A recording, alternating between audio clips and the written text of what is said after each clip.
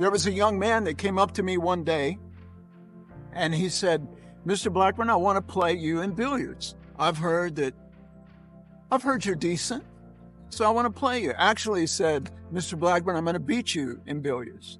And I said, okay, that sounds good. So we played, I think, a 2 out of 3 match. And I did not know this boy. He was from one of the other homes on ranch. So in the midst of our game, as we played, he said, I have a decision to make in my life. And he said, would you help me make this decision? So I didn't know what was coming down the pike. I had no clue. But he said, I'm from Houston. And he said, I have to appear before a judge. And I have to tell the judge whether I would rather live with my mother or whether I would rather come back to Cal Farley's and live here at Boys Ranch. And he said, could you help me a little bit? I've got that major decision to make.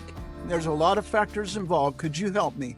So, as we continued to shoot pool, we talked about that scenario, that situation that he was facing in his life.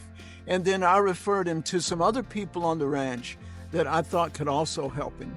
Some of our counselors, some of our success coaches, and some other individuals. But what stands out to me is that for some reason, he opened up about his life over a game of pool. Now, what are the chances of that, right? Just shooting a game of billiards, he decided to open up a very, very serious part of his life and a huge decision that he was on the cusp of making.